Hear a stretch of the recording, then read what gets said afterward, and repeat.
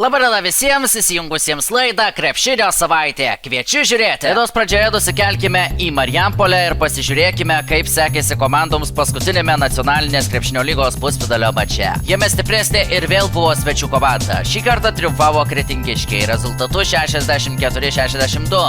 Arimanto Mikaločiaus auklėtiniai pusfinalio seriją iki 3 pergalių laimėjo 3-2 ir pateko į lygos finalą. Daugiausiai prie to prisidėjo Grasdanys pelnė 16 taškų ir Ernestas Bružas pridėjęs 15. Mindaugas Stašys, Mantas Ruikis ir Rytis Zabita pridėjo po 7. 17 taškų Marijampoliečiams pelnė Vytautas Šulskis 14, Dominykas Domarkas. Finalo serijoje iki 3 pergalių kretingiškiai jau pradėjo mūšį su Jurbarko Karu. Pastaroji ekipa pusfinalio serijoje įveikė reguliaraus sezono nugalėtoją Palangos Olimpą. Apie pirmąjį didžiojo finalo mūšį pakalbėsime laidos pabaigoje. Dabar keliaukime į Žalgirio areną. Čia vyko trečioji Žalgirio Ryto dvikova šį BetSafe LKL sezoną. Jame ir vėl stipresni buvo čempionato lyderiai. Jie Vilniečius įveikė 14 taškų skirtumu 92-78. Antrėje tik ir auklėtiniams tai buvo 14 pergalė iš eilės Lietuvos čempionate. Krepšinio aistruoliai šį kartą dramos nepamatė, nors praėjusioje šių komandų akistatoje Kaune nugalėtojas sprendėsi paskutinių atakų metu.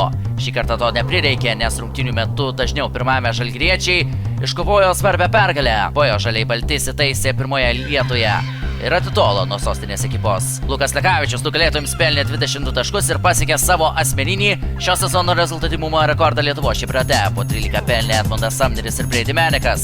Vilniaus ekipoje po 11 taškų surinko Džestinas Gorimas ir Redžiai Kaulas. Dabar pasiklausykime Andrėja Trinkieri ir Giedriaus Žibėno komentarų po dvikovos Kaune. Good game. Very good second half. Plays as a team.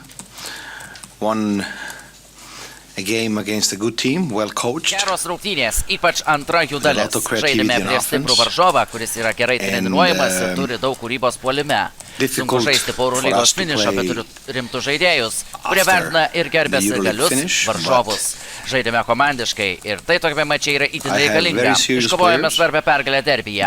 Tai yra svarbu, nes nežinojau, ko tikėtis. Žinau, kad gerai dirbame, turime gerą atmosferą, bet visada būna momentas, kad čia tiek prarandi koncentraciją po Eurolygos.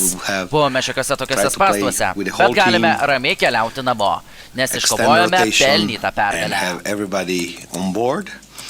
And we go home with a big win against our rivals, and it was important. It was important because I didn't know what to expect. I know that we are a serious team, that we work well, that we have good chemistry in the locker room, but there is always a moment where you lose a little bit the focus after EuroLeague ends, and this game was a trap, very tricky game, and we go home tonight happy for a well-deserved win. Pelnyta Žalgirio pergalė, sveikinimai komandai. Leidom jiems labai greit pajausti žaidimo skonį, atsidarė labai tokiais lengvais taškais baudos aikštelėje. Žinom, kad pradedam su lengvu penketu ir jie mus laužt bandys per ūsą. Ten buvome per minkšti ir jie gerai ėjo rungtynės, o mes priešingai mes neradom savo žaidimo, plus ir daug gerų metimų prametėm. Aišku, nebe Žalgirio gynybos geros šiandien. Tikrai rimtai rungtynės pasižiūrėjo ir kad būtume konkurencingesni ir rimtesni tokios rungtynėse, mes privalom tokie būti visą laiką, pradant nuo rungtynių su Nevėžiu, kur reikia žymiai anksčiau rungtynės uždaryti, tęsiant su rungtynėmis su Lietkabeliu, prie plus 25 turim irgi rimčiau išeit po didžiosios pertraukos ir tai tokiose vietose, kai tu nesi rimtas, į rimtas rungtynės, kai ateisi, nepaspausi tu to stebuklingo mygtuko ir staiga nepradėsi žaisti aukščiausių lygių. Dabar vėl grįžkime prie Kretingos ekipos, kuri ir didįjį nacionalinės lygos finalą pradėjo pergalingai. Kretikiškiai išvykoje 87-78 palaužė Jurbarką Karį. Trečiojo kėlinio viduryje Kretikiškiai įgijo 18 taškų persvarą, tačiau lemiamo kėlinio scenarijus priminė praėjusias pusfinalio rungtynes Marijampolėje. Tuomet svečiams sunkiai sekėsi rinkti taškus iš žaidimo. Tas pats scenarijus nutiko ir pirmose didžiojo finalo rungtynėse. Vis dėlto situaciją stabilizavę Kretingos atstovai pergalingai pradėjo seriją iki 3 pergalių.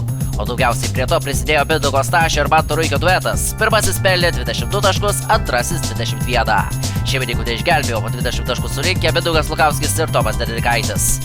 Antroji didžiojo finalo dvikova žaidžiama balandžio 20 dieną Kretingoje. Apie ją papasakosime kitą savaitę.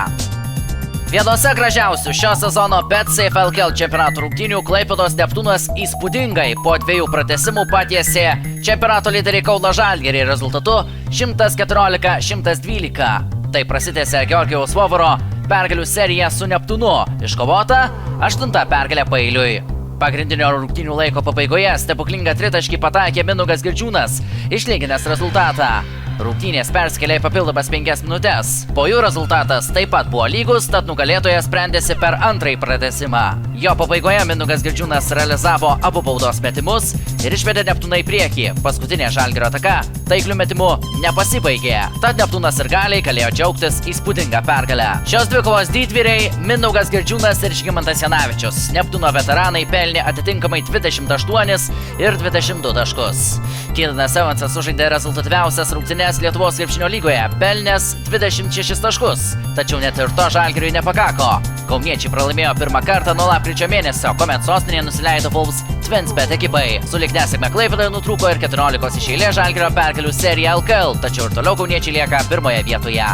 Tuo šiandien savo laidą ir baigiame. Dėkui, kad žiūrėjote.